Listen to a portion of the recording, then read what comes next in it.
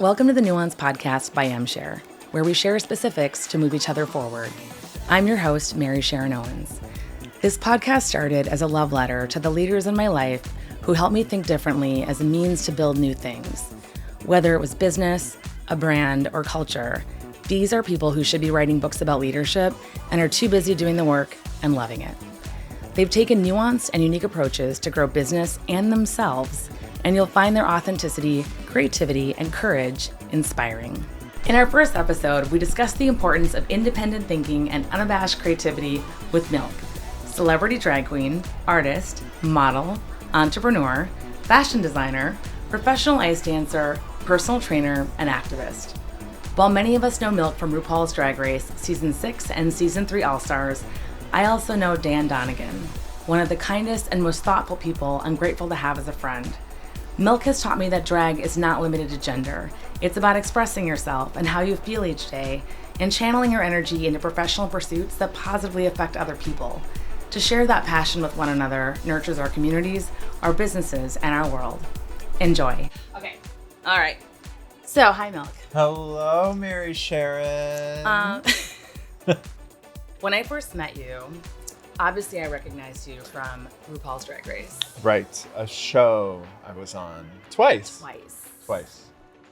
Season 6. It was 6 and then All-Stars. All-Stars 3. Season 3, yeah. Yep. Mm-hmm. Season 3 All-Stars, Season 6. Yep. And I was like, oh, I recognize you. Didn't want to be weird about it. This is still Manhattan. You run into celebrities every day. We're not going to be weird about it. But I feel like we had a conversation about drag. And the way that we talked about it, it really had so much nuance. So I met you as Daniel. Yes, right. And so I recognized the out features. Yes, right. out of this. Right. And so, Daniel, you are a beautiful man. Just to be clear. Thank you. But when you're like drag, everyone is drag. Like everyone dresses in drag every day. Mm-hmm. And when you talked about it, it started to feel much more like just an expression of how I feel. What do I want to share? And it's like literally you have like a more artistic description of drag than I think the stereotype of a man who is, aspiring, competing to look like the most beautiful woman in a very stereotypical way, right? Like the stereotypical feminine features. Female illusion, female impersonation has always kind of been a guiding force within the world of drag. Mistakenly, drag is oftentimes broken down to stand for dress resembling a girl. D-R-A-G. People say that Shakespeare came up with that, and it's from Shakespeare time because all of his female characters were played by men in like the Globe Theater and all of that. Yeah. So they say he came up with that, but then there's other people that are historians that are just like, no, that's a lie. So this idea that made drag this narrow thing that we were supposed to kind of align ourselves with. This idea of taking ourselves from this man, oftentimes a gay man, and then transforming ourselves into this woman that you wouldn't believe is still a man, right, kind totally. of like those old school Maury Povich episodes. Like, oh my gosh, I can't believe it. Jenny Jones. Yeah. I wince and I cringe. I mean, I was watching and loving those episodes when they came on TV after school because I got to see like glamour and like this art of transformation. And yes, they kind of framed it as being this like weird thing or perhaps even a perversion. Well, I think it was seen as deception. Like, it was deception, and I don't love that. Well, we're still in that idea of deception when we talk about like 2024 trans rights are at the forefront of people yelling about them and people like making laws against them, right? And so then this idea of when do trans women or trans men tell this partner that they want to like sleep with or they're going on a date with, are they up front and be like, I'm trans, like on the first date? Or do they wait till like a sexual moment happens? And so this idea of like people thinking that because a trans person doesn't disclose that they are trans, that there is that deception, right? Do you think that's why it's so charged? Because I think, again, it's easy to assume, okay, this is a Christian thing, or this is a conservative thing, or xenophobia, right? People just don't like what they don't understand.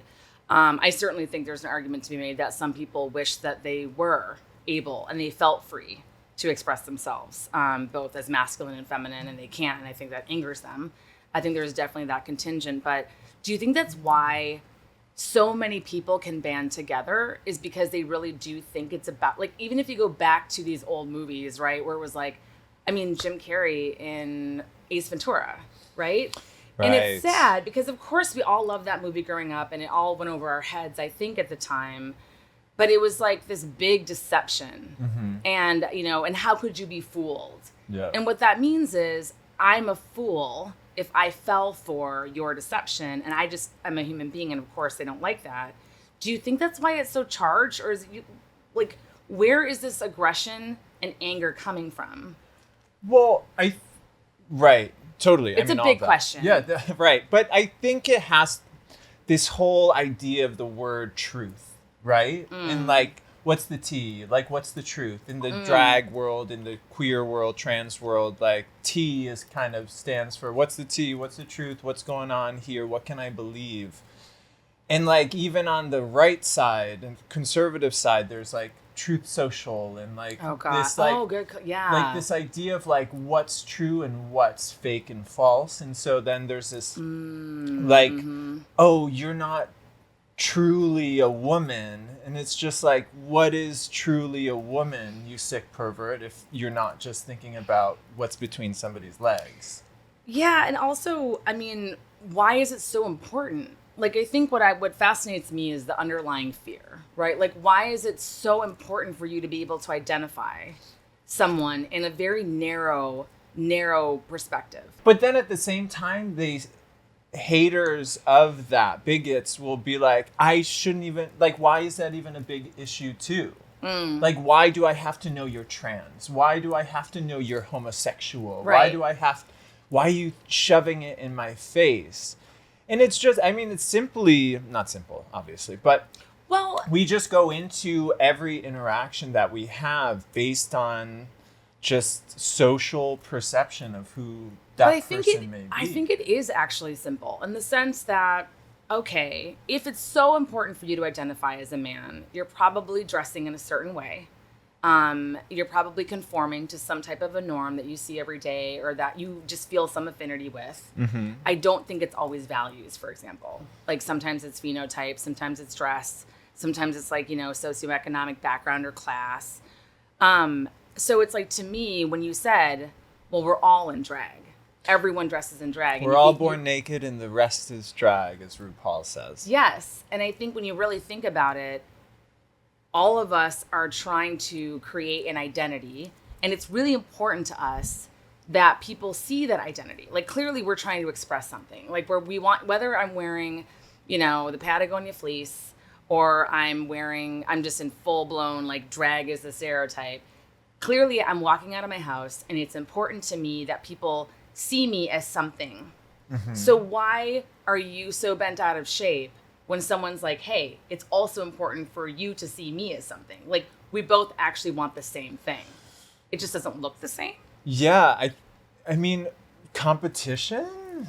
Like, one person wants more than another person has? Like, we can't both feel comfortable in our skin.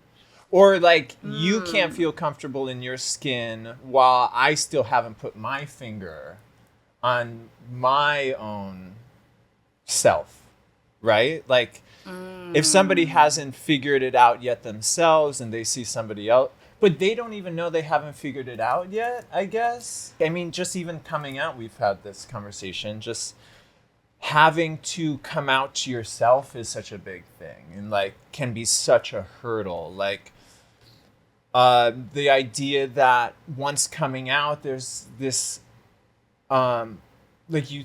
everyone else may think that you've been lying to them your whole life. Right. Again, like, the deception. So that was interesting. Again, there's nuance like, you haven't to the been coming truthful out. To them. And it's like, well, it's been really difficult for me to even be truthful to myself. So I'm just trying to survive, right? I think this is an important piece to call out or just to highlight, because I think that, again, if you haven't experienced what it's like to come out, like as a Black woman, like I carry my minority status on my skin. So it is what it is. I can relate to other contexts, but I've never felt like I had to actively keep a secret that I was actually terrified that someone might like figure out. Or if I like drink too much or I have too much fun or I'm unfiltered or I share a secret with the wrong person. Like I've never had to deal with that kind of a fear. Like I have no context for that. But I think that a lot of us learned how hard it is to come out to your parents. Like you still hear these stories about how hard it was to come out to my parents. And then it's either your parents were like, we already knew. Yeah, right. Or your parents were like, they finally accepted you and it was this big thing. But I don't think we talk a lot about the having to come out to the people that already knew you that like aren't your parents or aren't your family members or your crazy religious uncle. Like to have to go to people that you obviously are close with, who they believe that you have an intimacy and that you share everything, to have to go to them and say, hey, I actually haven't been fully authentic. It never occurred to me that that's like an additional burden. Right. And like you have to process that too. Yeah. I mean, going off of kind of authentic, I think there is kind of highs and lows to that. Because perhaps somebody has been feeling authentic, and apart from like not saying the words like I'm gay, because then there will be people who are like, yeah, I know, like we've been around each other all these years, like you feel comfortable around me, like I get it. Being gay is not a choice, but there is that choice to just like at one point or another fully like accept it. And I remember even saying to myself, I remember like looking in the mirror and being like, I'm gay. Oh my gosh. And like even just saying those words. What did it feel like? Oh, like just huge weight. A relief? Or was it? Yeah. Relief. So is it one of those things where like the pressure is building up so high and then you get to the other side and you feel better? Or once coming out to myself, like I was like, no more of this. I mean, definitely trauma has existed and will exist from childhood, from my closeted days. But yeah, there's no feeling other than like just being like, you know what? I was brave enough to tell myself. But then it begins this like, okay, now I have to start telling everybody else. How long did it take you to tell your close friends and your loved ones? So I came out to my mom because of the first iPhone. Okay, there's a story here and you're definitely going to share it. My ex, who I ended up dating for 12 years, when we first started dating, it was 2008. So maybe it was the second iPhone. And he really wanted to give me an iPhone for my birthday. And I was still with a Razor phone. And so like... That's still sexy. Respect. Adding an iPhone to the family plan would be like this major thing. And so right. my boyfriend at the time was just like, call your mom, see if like I can get you this iPhone, if you can still stay on the plan with it. I knew that by talking to my mom about a friend getting me an iPhone, like $1,000 iPhone or however much they were, it was like a special friend. Obscene amount of money. Right. Yeah.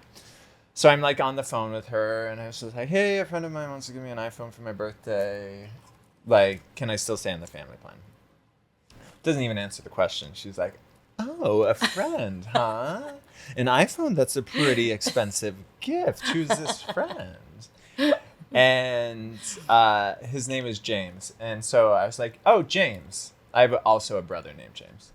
And she said, oh, I've never heard you talk about her before. Who's Jane?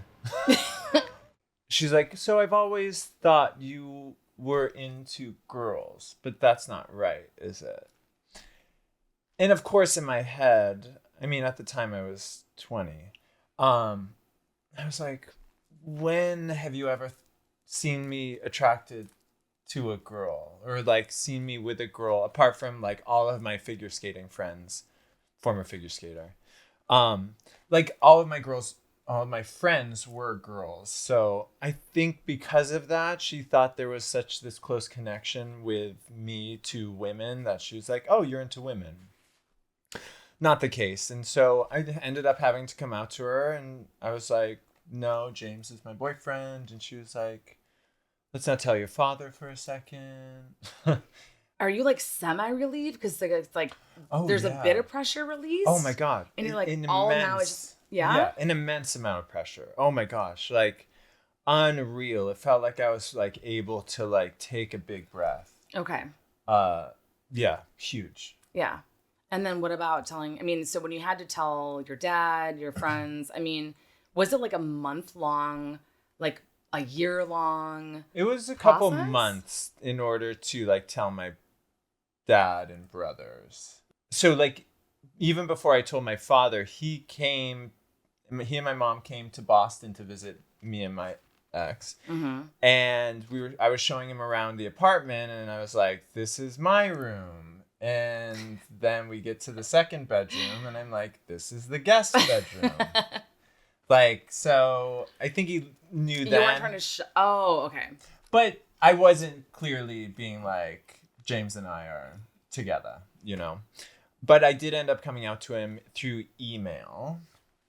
When he was traveling, I was like, you know what? Let's just do it. We weren't super like chatty talk in person with each other. We're quite similar people, I think. And the way that we were able to like get out all of our feelings was through the word. The power of written word. Yes. And so I emailed him, and then he sent back the most glorious email a son could ever receive from his father. Just like so much like support, like undying support and love, and just it was magic. Amazing. And then with my brothers it was totally fine too. So obviously there's a lot of like just unknown pressures that we put on ourselves that we're going to receive a response that is super negative. It's like, again, it's a spectrum though, right? It's like definitely you're operating in a negative headspace, right? To begin with. And I think that for some people, and I remember this even growing up, I used to hate this word. I tolerate gays. Like I was very much an active Catholic at the time. And I still was like, you don't tolerate people. Right. You don't tolerate your friends either. Right. Like there's something about that just felt fundamentally not okay. And I think for some people, that's as far as they get. They get to the tolerating. But you got, from what I would say is like, you went from negative, like to tolerating to positive. Mm-hmm. And so like, it sounds like you actually were like wrapped up in love a bit. Did that heal?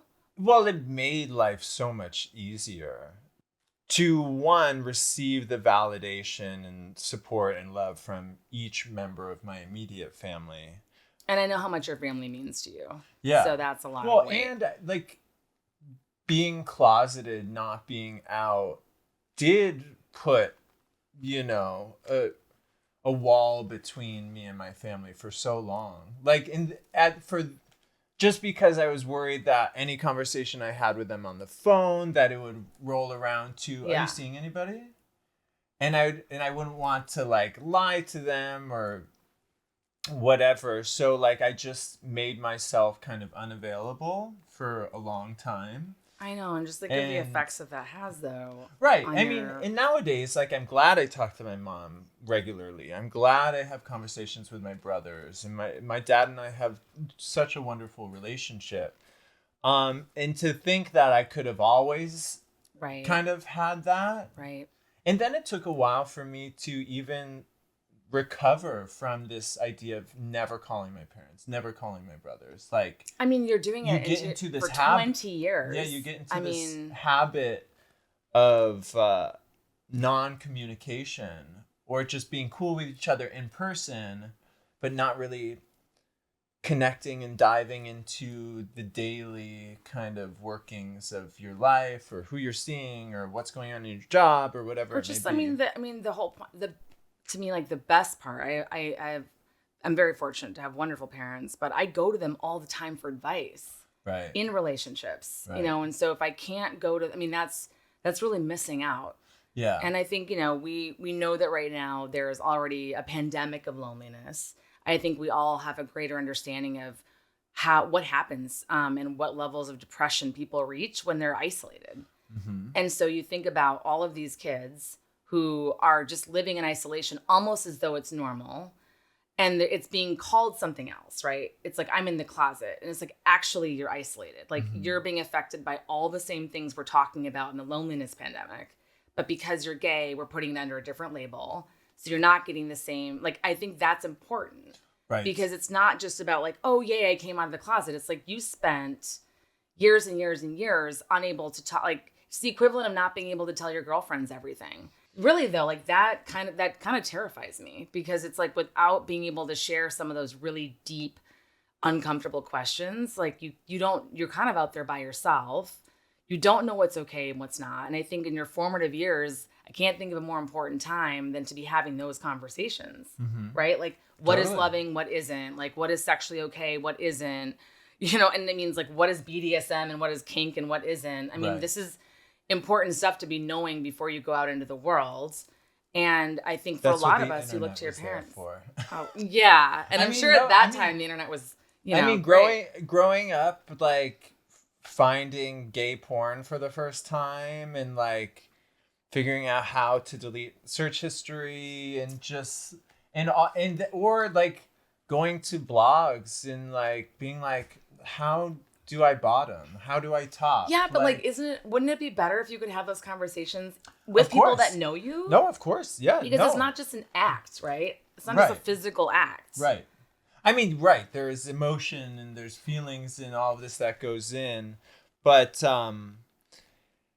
yeah. I mean, I remember those websites. Just like, how do I be gay? How do I be like a good gay? It's like, I mean, health class, barely, I don't know what it's like in 2024 in high schools. And it probably hasn't changed. But there's probably not much of like a sex positive, sex ed. Sex ed, there we go. Of course, describing or referencing gay sex would now today be seen as like, we're in this culture of like, that's grooming, that's this, that's that, that's this. And so that stifles any like opportunity for education to like let gay queer kids know that they're not freaks, that this is normal behavior, like these are normal feelings. That's really important, because again, I have friends now where, I had a friend, who's like, this guy, like, I feel like guys are basically like getting more aggressive in the bedroom. And she started saying certain things. And she's like, I feel like it's just because more guys are watching porn. And I'm like, that is not okay. Like what this person, like what she was dealing with in her relationship was not okay. Right. And so again, it's not my place to judge, but it was more around, she actually wasn't sure. And so I think that's what I'm concerned about, right? Is that if you don't know anything about it and you do assume that you're kind of like a sexual deviant, then it's like, well, does anything go? Like masochism? I mean, should you always like sub-dom? Like if you just go out there without any context and you can't really relate it back to who you are as an individual with someone that knows you as an individual and knows, how deeply you feel and how things can trigger you or what you like about people, how do you weave all that together into having like positive, like romantic relationships? Because I feel like for women, we have these conversations all the time. Like, is that okay? I don't know about, men, but I know with my girlfriends, that's a regular question. And I think those conversations bring you and your friends closer. I don't think I learned across my whole childhood, adolescence, like the work that goes into maintaining making friends, maintaining friendships, all of that. So, and then I was just kind of like to myself. So I just came to trust myself and the feelings I feel and rationalize things the way I rationalize them. Of course, like I'm all to like collaboration and keeping my ears out and whatever. But I do think that with this, like, I'm not going to let you guys know who I am. Right. Like, that makes friendships absolutely impossible. Not that we all should be measuring ourselves based on the impact, we will have on someone when we abandon them. But I think that there is something to know that, like, the way that you behave affects someone. The way that you treat them affects them. Like, it makes you take on a sense of responsibility that I think is actually a really good thing.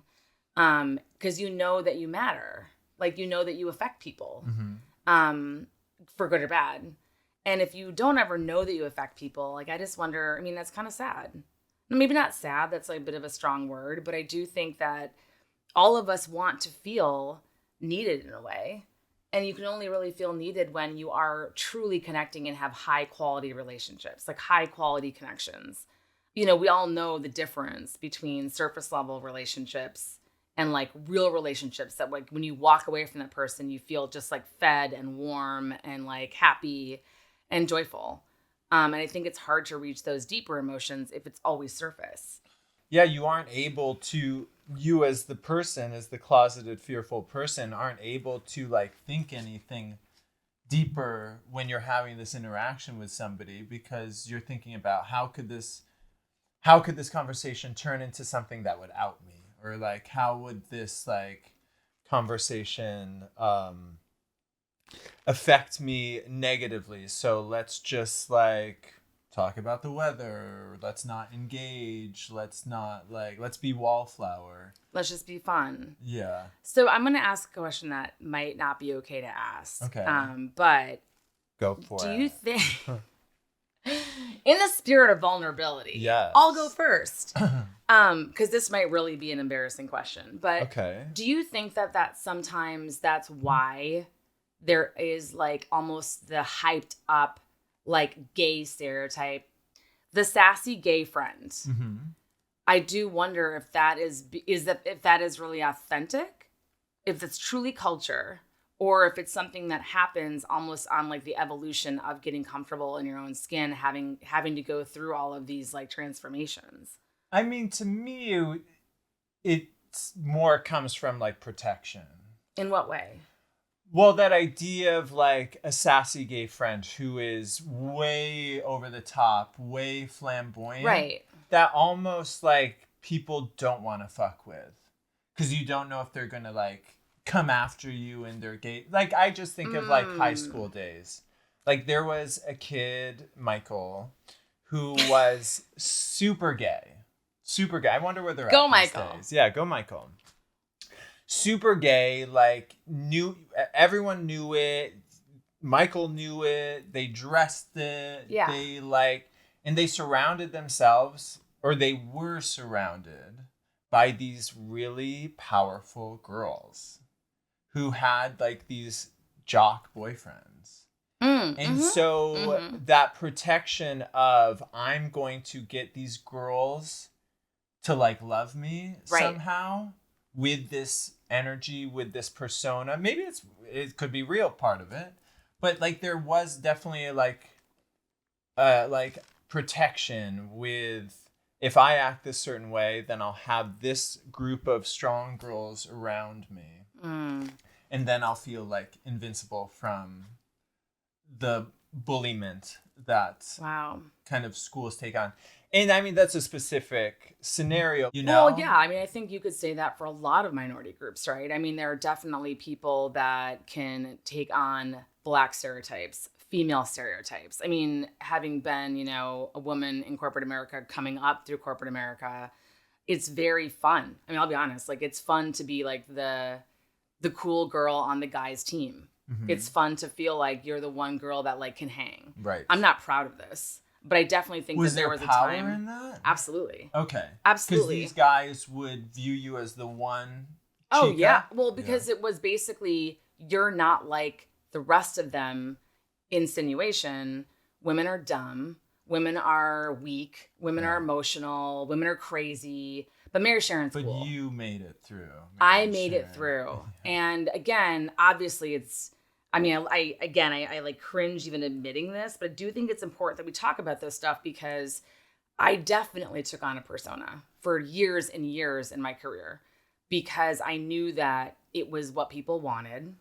And I knew that being a Black woman in particular, they already had stereotypes about me. Right. And they weren't positive. Right. So if I started to act more like, or if I started to speak more like something that they didn't expect, like if I turned up, the Minnesota like white girl accent, which I mean, I'm born and raised in Minnesota. Bags. Bags. I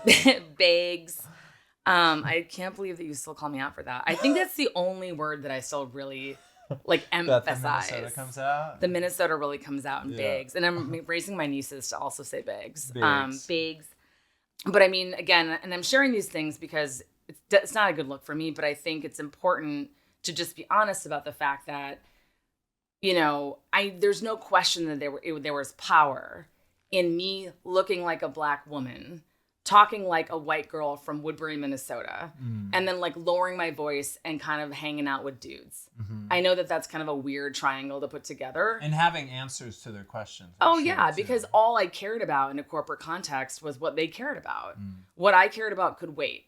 Like I could deal with that after I graduated or in the next job or at a different phase in my life. But for now, it's all about my career. I have to move up. And I think that there's this fear that if you don't do that, and if you're not like either the stereotype that is loved, or you defy the stereotype so hardcore that people really do, or like they see the novelty in it. And like, oh, like Marysharon's cool. Translation, she's not what you think, like she's not what you think she is. Yeah. There's no question that there was power in that in my career. And so I'm asking these questions about like the sassy gay girlfriend, not to be derogatory and offensive, but I hate to think of anyone feeling like they have to do that because I know the damage I did to myself. And I think the reason I bring this up is like, you were like, what, 25 in your first season 6? Right. I mean, you're a baby, right? So little baby with my like fluffy hair. So cute. My fluffy hair. So cute. Baby Daniel. Baby milk. But I think what was amazing was like when people asked for feedback, which got you in trouble, you gave it. And then when the judges were like, yeah, so I asked you last week to dress more like a woman, and you literally came out dressed as RuPaul as a man. Right. After you've already been essentially scolded for not fitting into the norm that America loves so much. Right. Like no one's tuning in to like everyone's tuning in to see, like the swan-like transformation. And here you are being like, this is how I feel. Yeah. There's so much dimension. Let's look like a different kind of dude. Yeah. I don't know what season where you wore the beard. That was season 6. Yeah. First episode too. And up until that point on the previous 5 seasons of Drag Race, there wasn't a lot of different styles of interpretation when it came to what drag can be. Right. Up until that point, there had never been a trans girl on the show, or out trans girl. There had never been a bearded queen, a woman. Mm-hmm. There still hasn't been a woman, I don't think. Yeah, well, trans women, yeah. Anyway, so like, I just knew that what I was doing here in the club scene in New York City was, of course, what I was going to do on this popular at the time TV show. I mean, it's gotten even crazier and crazier since then. But definitely like a lot of the things that I ended up doing still haven't like been fully, I mean, they've been embraced in the drag world, but there's still like... But I think that it's hard. I mean, what is there to embrace? Because it was original. Yeah. And I think that's what stood out to me as a viewer. And I didn't know you obviously at the time, but I got such a kick out of you because it seemed like you weren't even doing it to be provocative. No. Like you didn't seem like... No, but that actually was to me why it was so amusing. I knew it was provocative. I wasn't doing it... So, like, the thing is, like, did I know the things I was doing were making people be like, what the fuck? Like, this isn't drag? Yes, I did know that. So, but was that me trying to be provocative, or was it just the things that made me have fun in drag happen to be those provocative things? Like, it's a choice. Like, what's the cool choice? What's the weird choice? and this queen must always just be like, what's the weird choice? But, right. But it's a bit deeper than that. Like my use of makeup, the way I use it, colors, shapes, whatever it may be, like, is simply because that's the most fun. Like, that's where I feel the most free, the most creative, the most enjoyment. Yeah. I mean, is through, I guess, the weird stuff. But I think that's why, I don't know why that's so hard for people to understand, because it's like we dye our hair. I put like, I have my nails in all kinds of different layers and colors. I wear all types of jewelry from all over the world. Like, I love to bring together all these things. And again, maybe not everyone does, but it's not like drag queens are the only people out there in the world wanting to do that. Right. So it just feels like, why is the gender piece so important? It felt like at times the judges on Drag Race were actually getting frustrated with your unwillingness to conform. And again, this is like 10 years ago. So to be fair to everybody in culture, and the show is just starting, and obviously every show has to have a theme. And people do tune in to see certain things. So I think we all can appreciate that. And so it's not about looking back and passing judgment. It's more, you were asked pretty explicitly to like be more feminine. And I think it was pretty clear that it was like, look more like a woman or a ball, like some type of profile of a woman, a persona of a woman. Right. And you just the next week would not. and the reason I was fascinated is because it didn't seem like you were just like, oh, I'm here to be, the black sheep, or they're like the shock jock. You just were like, you would like come out and just have all this energy and be like, right. This is like, look, isn't this fun? Aren't we all having so much fun? Right. And I was like, where is he getting that courage? Because it really did seem like you were doing it for fun, and it wasn't to be like intentionally disobeying or disregarding the feedback. Right. So when I did come out as male RuPaul, I do remember Santino saying, like, this doesn't actually shock. Like, if you're looking to shock us, this doesn't actually shock us, because, like, this is expected of you. What would be unexpected is you coming out as a gorgeous glamazon RuPaul impersonator with this big hair, these curves, all of this. Like, that's what would be shocking to us judges, because we know you as this kind of stunt, crazy looking queen.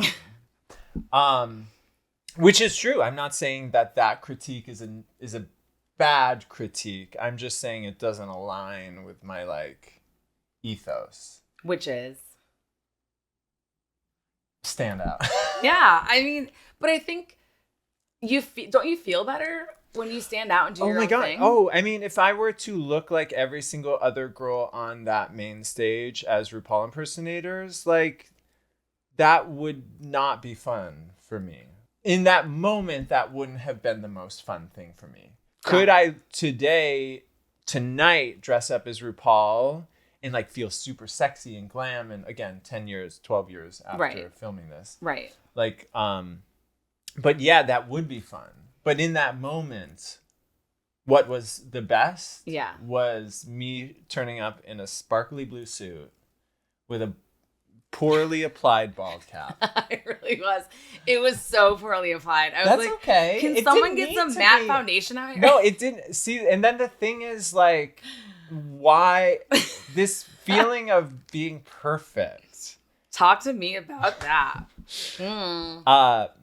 This idea of how you're supposed to look out of drag related to how you're supposed to look in drag. What does that mean? So that's interesting. So one being that attractive people can't do drag. You got a lot of heat when I was looking you up on the Googs. You got a lot of heat for being a gorgeous man. Yeah. Like, it was almost like, well, of course, like, it was almost like that's not the point of drag. Because, or it's like you were, like, had an unfair advantage. That, right. And there was an advantage really interesting to me. Well, I'm not saying in normal society, that being an attractive person does not come with an advantage. Of course, you would be, silly to not think that. But like, congratulations to the 6'3" white man. Thank you. Blue eyes, finance, not finance, baby. If you know somebody out in finance, please send them my way. Personal accountant. No, so, but there was this kind of rage or animosity towards the way that I presented outside of drag to like the weird shit that I did in drag. It's just like, why are they looking like that and then making themselves uglier? God, we have a lot of work to do, society. Right. But I do wonder if there's a bit of that, like maybe that's what we like so much about seeing this glow up, because, the perception is like, it's like these basic men, and then they can turn into these like shockingly beautiful women. What does that give us? Like, why do we love to see that so much? Who? Us, audience? Like, or audience. Like yeah, I mean, I certainly watched both of your seasons, right. but I loved watching that. I don't have the answer, but I feel the transformation is like the underlying like fascination that people have. But to your point, you would transform into something that looks nothing like you. Right. I mean, but same thing. So when I first started doing drag in Boston in 2008, the queens that were on that scene were, when they were out performing, were these glamorous, sparkly dresses, hair, like, I mean, it was a different era of drag for sure.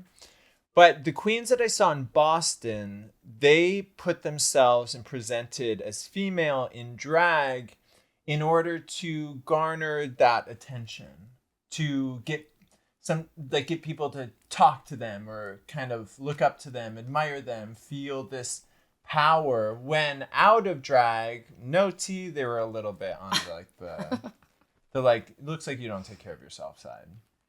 So when I first started doing drag, I was just like, oh, it's a person's way of being more popular or being more which I think comfortable with themselves. I mean, that's like, every 90s movie, right? Right. 16 Candle. I mean, it's just this idea that, once you change your look a certain way, all of the sudden, you are likable. Like this ugly duckling becomes 100%. This like glamorous drag queen diva. Right. And we we actually celebrate it. Right. Like, I feel like we genuinely like raise our voices and we get excited when we see someone do that. And it's the same person, obviously.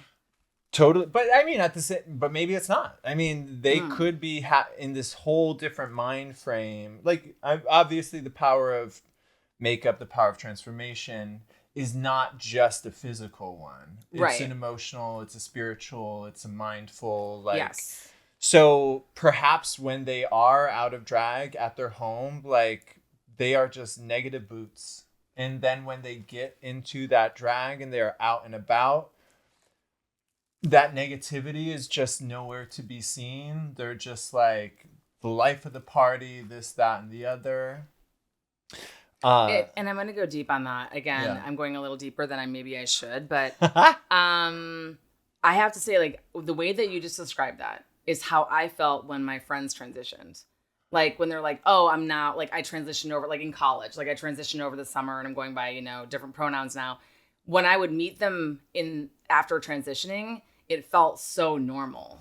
Right. Like, I actually felt it almost felt like there was like a better energy. Like, I actually felt like I was talking to them for the first time. Cool. And that's always been the case. And then I would look back and be like, God, I missed out on so much, because once they met me as who they really were, and that was it is a physical transformation, right? They've been this person. It's just that now that they're able to express it physically, again, they're able to share with people how they feel on the inside, and they want people to engage with them that way. Something I think we all as humans can relate to. But I think actually when the physical transformation happened, I watched my friends. It was almost like it was not meeting a new person, but it felt like light and like fresh and easy and fun. Like, I feel like we actually laughed more. We had deeper conversation. It just felt super normal. Yeah. And it didn't feel that way before. And so I do wonder if there is something to be said for, like, the physical transformation actually does change the way that you engage. To gain the wherewithal or confidence or whatever the word is to physically present in public, has to take, I mean, yes, I go out in public like this sometimes and like a drag queen sometimes, but in the daytime to physically present yourself is the way you want to be seen, treated, heard, whatever. So much power to those people. I can only imagine how intense of a feeling that must be. And especially after the pandemic, when everybody was inside and able to live and present to themselves the way that they wanted to present, without this idea of society being you have to be this. Of course, there was this kind of gender revolution that once we got out of COVID, everyone had transitioned. Yeah. Everyone had been able to be you know what, me, this is the way I want to dress. This is the way I want to talk. This is the way I want to look. And I don't even want to think about it. And you've heard this story before, and many people have heard this story, but it's when I was in my 20s, I was told I had to straighten my hair to become VP, by someone who really cared about me, by the way, that they were genuinely trying to be helpful, and they probably weren't wrong. But I knew that I was my hair is not a political statement, but just to walk into a room, when you walk into meetings, and just to walk into meeting after meeting and everyone is staring at you and they're staring at your hair and you know that they're calculating. And of course, no one is saying anything, but energy is energy. It is exhausting. And those aren't just the stories of when I was at actually a company here in New York and I watched a white colleague literally put her hand out into my black colleague's hair and was oh, it's so soft. And this happened, within the last couple years. So I think, people hear those stories, right? The macro aggressions, borderline assault aggressions. Yes, right. But I think what was amazing about the pandemic was we didn't have to think about that all the time. And my God, it freed up so much energy. So much energy because I could just be me. I'm already that person. But I think it never occurred to me how much I felt the fan was always running in terms of me being ready to explain myself or me being ready to behave in a way that would contradict what I knew people thought of me because of how I looked. I mean, imagine well, you don't have to imagine because you did it. Working a full work week when some of your colleagues are just they can leave work at work, they can go home. Some people are still having to process what happened at work. Oh my gosh. How they were treated at work. A grown woman who's your peer putting her hand in your hair, not even understanding how odd that would be and completely inappropriate that would be. If we had done it to her. I mean, that's the stuff that on your commute home, that is what you're processing through. And it's just day after day after day of that. And yeah, it's kind of nice when you don't physically have to have people being weird. Yeah. I think one of the last things I wanted to talk to you about is, you and I talk about social justice all the time, whether it's in pop culture or whether it's serious or it's funny, physical comedy or not. It's something that we talk about a lot. And so I remember saying to you, recently we had this conversation where I was just I think every one of us has our own forms of activism. Some people really they are phenomenal at protesting in the street, for example. But I think what was interesting about that conversation was as I was sharing this with you, I kept thinking that just takes so much courage. And I remember you saying something to the effect of well, when you're in drag, it's easier for you to be more provocative in public. And that felt so counterintuitive. To me, you being, you were what, 6'3"? Yeah. Yeah. So you being a 6'3" drag queen walking the streets of Manhattan, asking people really provocative, uncomfortable, disruptive questions. I would be more terrified to do that in drag because it feels you're already vulnerable. You're already operating in a space that might not be unsafe because you don't know who's out there. Right. And you thought it was the opposite. It is the opposite for me. Perhaps it is my size. Perhaps I've always looked down on people, not figuratively, just physically. Just literally. Literally. No, but like, I mean, putting on a wig, putting on heels, putting on a dress, like you are going to stand out. And most people don't have the balls, for lack of a better word, to like mess with you. Now I've gone through life thinking that if you look wilder than the next person, like chances are no one's going to have the guts to like do nothing to you. So do you think it's because you know that your talent is like, it's so exceptional that I have, it's hard for me to put into words, but you really do take your artistry to a different level when you're in drag. I mean, it is like all of the things. It is like not expected. It's beautifully put together and it is fierce. I mean, it is like the energy coming off of it is fierce. When I've had the honor to be around it and to be in its atmosphere. But I think, do you think that it would be different if, for example, you were dressed in a ball gown looking super glam?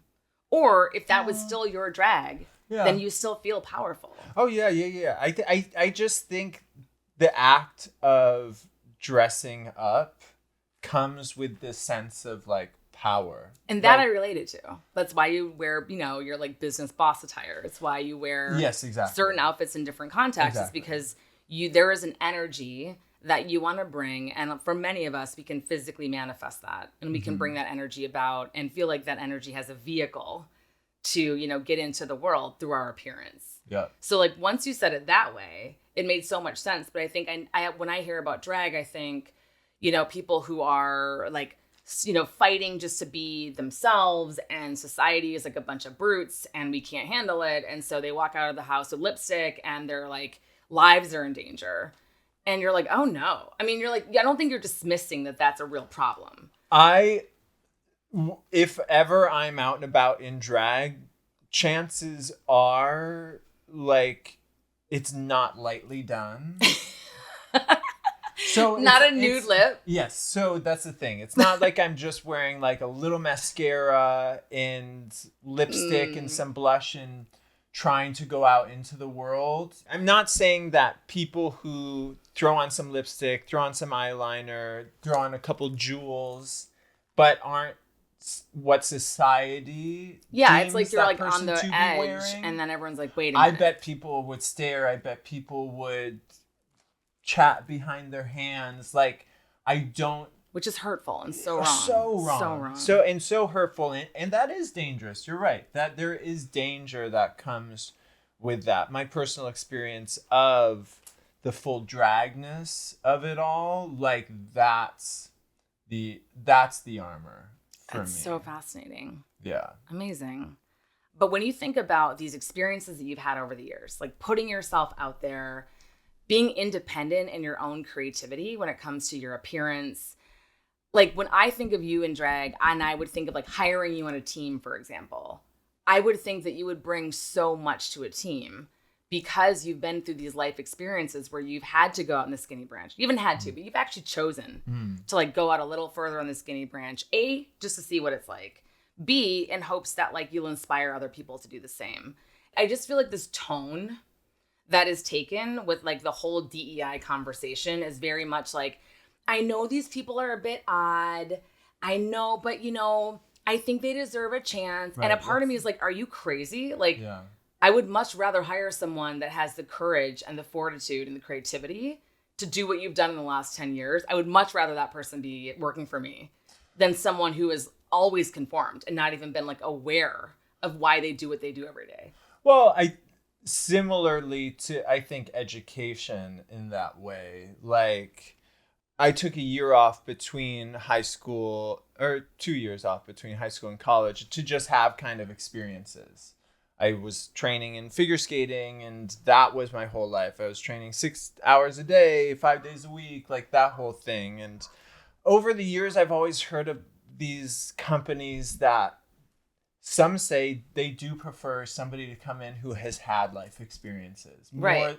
More than just the like, I had a 4.0 GPA, I studied these things, I did this, I followed the rules. I followed the rules. That someone else set. Yeah, like, instead of like, you went off on your own to go where? And what did you learn when you were there? And like, how can that helps our brand? This experience that you have, it's like, Because you're creating reality, you're creating culture. I mean, that's what brands are all about. I mean, let's be real. Right. Like, people buy feelings. Right. Yeah, I mean, at times I do feel sorry that I didn't get that like mathematical finance brain, and instead got a kind of creative juices brain. But very creative. I think they can join hands at some point or another. Ideally, it takes the team. Right. But I think that's to me why people like, we know that diverse teams are more profitable. We know that they're more successful. And I think that's because people have so much more going on and they have so much more to bring to the table that you start putting a bunch of them together. And it's like, why would we be surprised that like greater, more interesting, fun things would happen? Well, it's just looking at a person as like a whole person instead of just like a unit of measure. Like, what do they bring to this job? How do they put more money in my pockets? How does all of this work? Instead of just being like, oh, this person has this past experience. Like, how, instead of like as bosses coming in and it being a one way, like, I saw you work like this, I need you to work like this. Right. Instead of like a boss going to an employee or a coach going to a skater and being like, how did that make you? Or a coach going to their client. Like, how did that deadlift make you feel? What did you feel? Once you open up that pathway of communication, like, how did that make you feel? And then you would say, oh, on this deadlift, what if I turned out my legs a little bit more? Yeah. And I would be like, okay, let's try it. And then you do it and it's like, you advance. Whoa. Like, right. Like, and then it gives you confidence and just like this ability to be like, oh, I do know my body. Like, I can guide myself in a way that like is effective. I've had so many amazing coaches in my life and people to guide me in very high intense, stressful physical activity, whatever it may be. And I've always had wonderful experiences with my coaches. And I think it's because of that. What you're saying is the truth. Like, as a coach, you just need to be able to like let your client talk or let that person talk. It's not just a one-way street. Like, once you're able to give voice to that other person, like, that gives them so much more. In our situation, obviously we're still working out together, but like independence in ways. Like, oh my gosh, yeah. Because again, it feels like I'm not on your program. Like, we're co-creating, if you will. Right, totally. It shouldn't be a shameful thing. It's like, oh crap, like I just found this new muscle. Okay. Discovery is never shameful. Ooh.